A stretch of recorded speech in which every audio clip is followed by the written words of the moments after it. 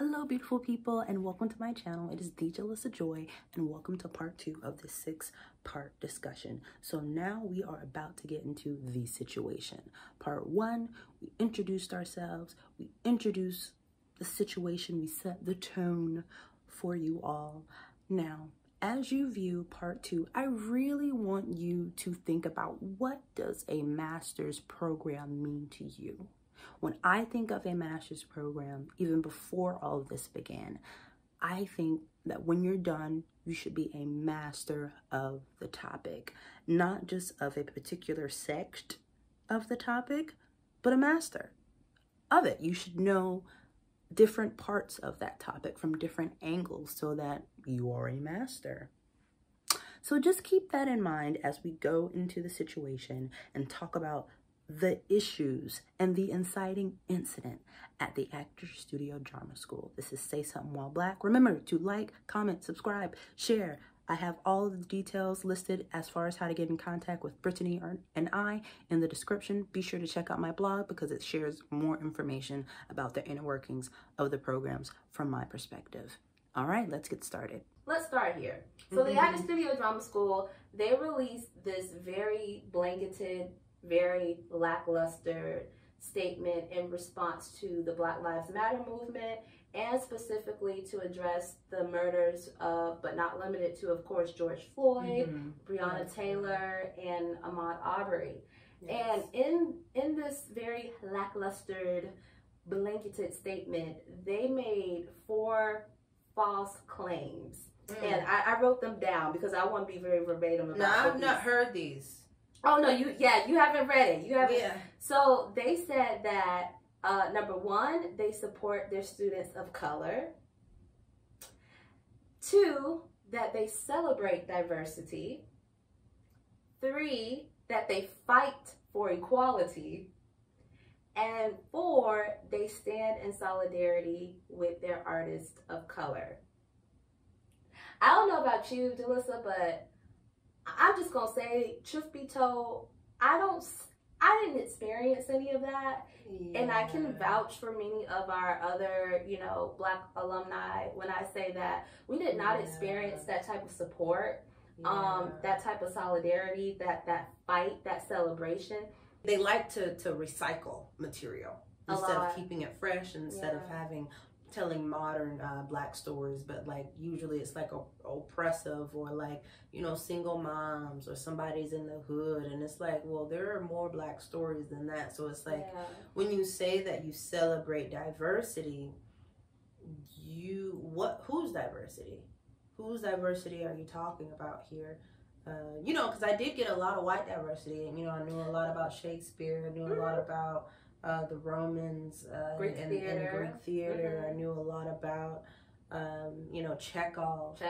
I knew a lot about those playwrights, and even definitely more modern playwrights. But when it comes to BIPOC, I also realize some people don't know what BIPOC stands for. Black, Indigenous people, and Indigenous people of color. I don't know a lot and did not experience a lot of theater of those cultures or even learn about that. Processing it exactly the way you processed it, because this is your first time like hearing those claims from that letter. It was very much, I was on my just like my cousin Tamar Braxton said, lies you tell. Yeah, I was very much, oh no, we have got to call you out, because that is a lie. And so that's exactly what we did. In the comments, like, we made some noise and we made it very clear, like, no, this is a white ass program. We've heard this before. You guys always say this, but it's not true. And you really need to talk about how white this program is and how it's a program that caters to its white students. Even at the rose ceremony, we had to sit down and watch the final graduate thesis performance in the rep season, which was Boeing. 99% in that cast was Black. And one person. And they were able to do a full-length play, while many of us we were only reduced to 30 to 45 minutes to be seen on stage and to do work, which means we can't do full length, Also, so we have to cut a lot of material. Not to, because I realize what we're talking about, a lot of programs don't do. Oh, so yeah. let me explain. Yes, people, the program in which we graduated from, they do not do full-length productions. Yeah. That is embarrassing. Embarrassing. It is confusing. It is like, well, how are you a program if you're not doing full-length productions? Like, even the undergraduate program at Pace University had full productions. We're a master's program, yeah. and we had to fight for full length during our thesis. This is our thesis. We're not even talking about throughout the program. Now, I know many of you are like, well, why would you get into a program that would do that? They don't tell it to you like that. It's false. They create like this false false picture of what you're going to be doing. Yeah. And so you have this idea of something that's going to happen that doesn't actually end up happening. That's very true. There's a lot of issues with this particular program and the way that it's structured. You have to be accountable for using your Black students for just a diversity enhancing experience while charging us an astronomical fee to attend your school, yet you are providing an environment forcing us to navigate a space that trivializes Black voices, our Black experiences, and Black contributions to theater. It's as if Black people did not make contributions to theater, you know, also during the time that the Greeks were making contributions and the Romans were doing contributions. It's almost as if like we were not, like they do not exist. Yeah, like we were non-existent. It's interesting because we're seeing this whole new thing happening where, you know, there's a shift in power, shift in creativity, shift, and it's like, okay, there's some people who are like, yeah, let's jump on this, like let's call these institutions out, and there's some people that's really, really nervous. But when you're the first person to do it, and then someone else says something, and then someone else says something, then slowly but surely, more voices, and more people feel comfortable to speak on it. There was this document that was created, an anonymous document of the BIPOC and primarily Black students from the Actor Studio Drama School, of their experiences, like negative racial experiences that they encountered during the program. Yeah. And I think it's like a 30 or some, how many pages is the document? 32 pages. 32 pages of experiences of Black and BIPOC students in the program. And who, I'm not sure who organized that. So Yessie, I forget what. Yessie Riva? Yeah, I forget what cohort she was in, but so this is actually interesting. So this all connects to where I'm going with it next. So it all started with people calling them out in the comment section, and then it somehow moved into our group page. We have an Actor Studio Drama School past and present page, where even if you didn't graduate, if you ever attended or accepted, you can still be a part of this group. So the comments moved there, and then white allies started, you know, supporting and saying, yeah, I actually witnessed that. Or like, I would witness, you know, white people missing a certain amount of days in class, but yet, you know, they received a pass, or they were put on probation, whereas I noticed that my Black colleagues were immediately kicked out of the program.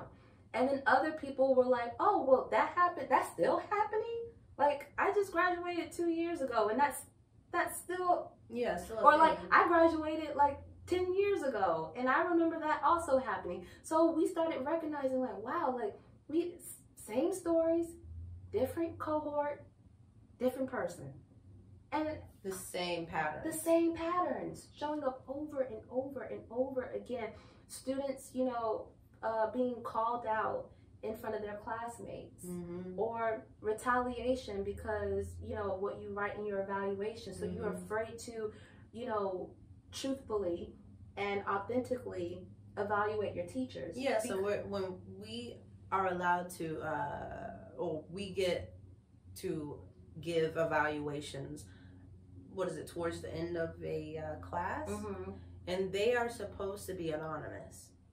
But somehow people were getting mistreated and specific things were said that only if the teacher or the faculty member had read their evaluation would they have known that they had said it, this specific person. But it's supposed to be anonymous. Yeah. Many other occurrences, like, you know, walking into class one day to present work and you have to witness, you know, your white counterpart, you know, performing in blackface. Or, you know, you have a teacher telling you to sit in Indian style and you try to educate him on why, like, that's inappropriate. Or just say crisscross and then they argue back with you.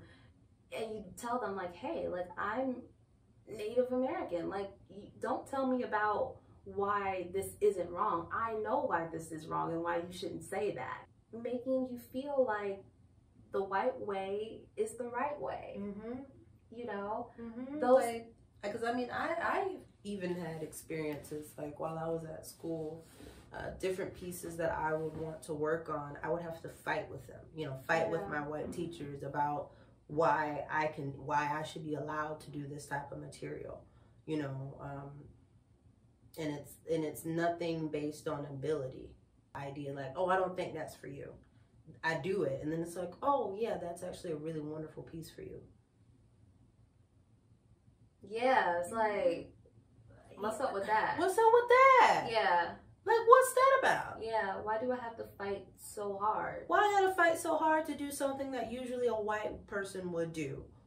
Like, you know, on top of all the other things that, you know, students have going on while they're in a program, why is the added stress and strain of having to fight with my teachers about something that I took the time to prepare, when other people can just do it and you're open to even saying it? What I didn't like was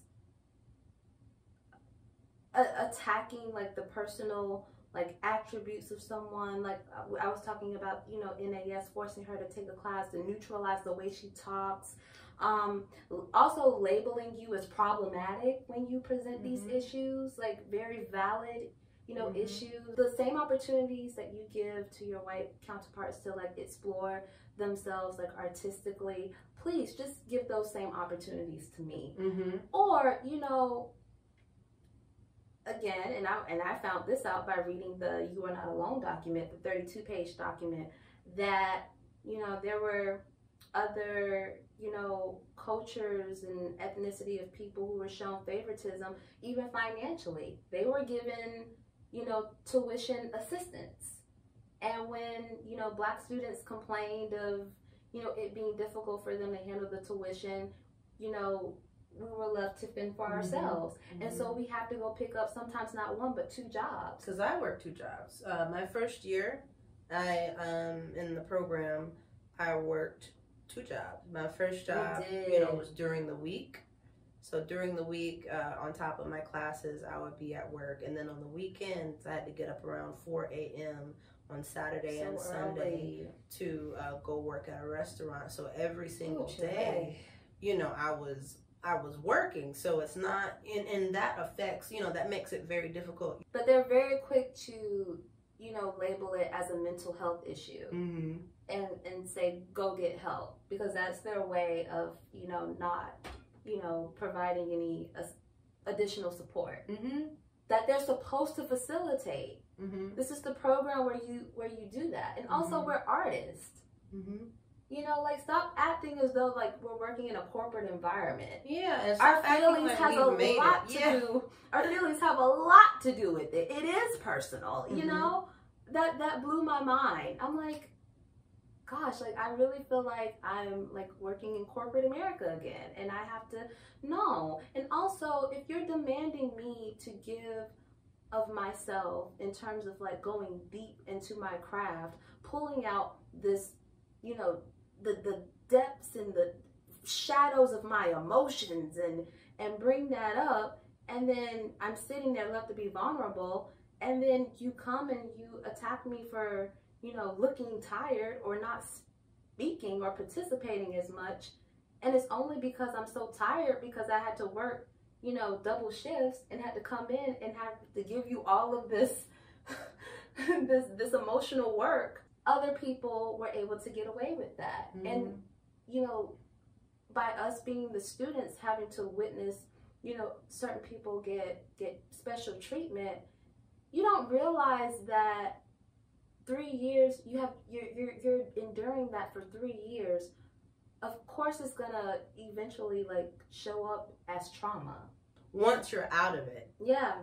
And you have time to reflect on what you experienced, you have a moment to really analyze the situation, be like, wait, you know what, that actually wasn't okay. Yeah. What I experienced wasn't right. Yeah. And it seems like, also, people, I have not had a Facebook. I'm getting one soon, but that's what all this stuff that she's talking about, I don't know about. But it seems like that post that they made was the inciting incident for a lot of people, BIPOC people, to be like, nah, that is not what happened. Everyone expressing themselves in our group page and underneath the blanketed statement, that was the launching pad for me to go, okay, because at this point we're at 400 comments. It was so much. And you know me, my Virgo brain was like, I need to organize or structure all of this information in a way that I can really process it. So, but also not realizing that I can't do all of this by myself.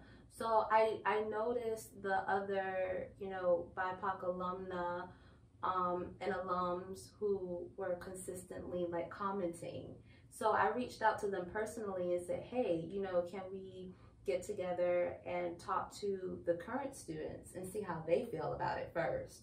So we spoke to them, and then they told us that they had requested to do a meeting with the admin to address all of their concerns and to be able to create a space for them to openly talk about, the injustices and all the occurrences that they've experienced in the program.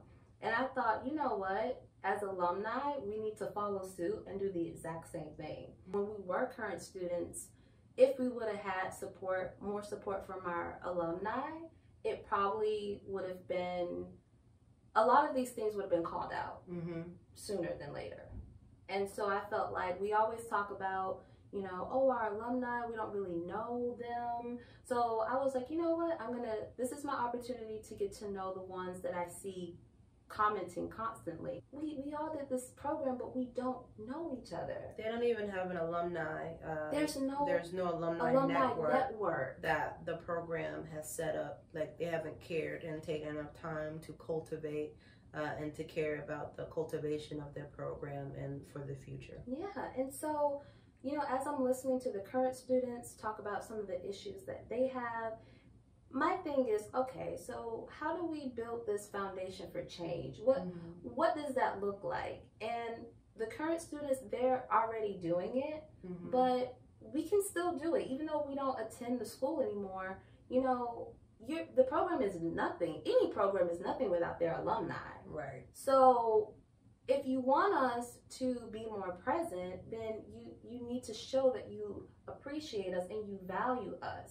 Yes, he came up with the idea of, what would help you be able to process all of this information in the comment section? Let's create a doc like you're doing with the demands, but let's just make this doc specifically for people to talk about their experiences, because, if you guys do want to take this to the admin, you don't want to spend a lot of time, letting them just sit back and listen to you talk about your suffering and your pain. Yeah. Because while that's an important part of it, when you're building a foundation for change, it starts with addressing the problem. Right. And you have to address the problem in order to heal the past. And because we never really had an opportunity to comfortably speak our piece in front of the admin, we needed to create that moment. It starts with the brief summary. The demands document. Okay, so this is what you said in your statement. This isn't true. This is why. but we want to move forward. We want to hold you accountable to make sure that you're creating long-term sustainable change that will actually eliminate racial bias, racial injustice, and create real diversity and real inclusion. Because I work in marketing and advertising as well, and I always tell people, diversity is inviting people to a party, but inclusion is actually asking them to dance. I just wanted to collaborate with the fellow BIPOC alumni to be able to create a comfortable, because I always say, like, in that kind of situation, there's really no such thing as a safe space, but we can create a brave and a sacred space that allows everyone to feel comfortable enough to be able to talk about these issues and what we want to see. So when, we would have like our individual meetings to talk about, okay, what do we want to demand? We want to see artistic reparations for the alumni. We want to see financial reparations for the alumni. We want to see, alumni be included. And I think that's like one of the greatest failures of the Actor Studio Drama School is that it does not invest in the people that graduate. Yeah. They do not create it so that we know each other and make it easier for people feel disenfranchised by the program and feel estranged because that is what they do to you. Yeah. They don't care. After you go, it's like, bye-bye. Yeah. So thank you for your money. Exactly. We also considered the current students. Like I said, we spoke to the current students. We want them to be able to have, racial bias, classes that are recurring. Not just you take it one time and that's it. No, you need to do one for the fall semester. You need to do one for, the spring semester. You need to hire, more people of color into the faculty, because that's the problem. The leadership is white. Yep. So hire them, and also, make sure that you're offering them a comfortable salary package with benefits when you do. Entice people to come. So they want to stay, so they want to do a good job. Exactly. We spent a lot of time, having meetings with them, maybe one-on-one basis or in small groups, but nothing ever happened. Things just kept being swept under the rug. I mean, it was like Cinderella and Snow White. Whistle while you, very much that. And so no, it's like we need you to have actionable items. Y'all remember what Jay-Z said? We can talk about, but where are the actionable items? Where are the receipts? An immediate action strategy plan. And if you don't do it, we're smart enough to do it. And that's exactly what we did. We took our power back. About 47% of the demands have been met right now, which is huge. That they've been able to do this. And also, I want to talk about, what was it like talking to the teachers?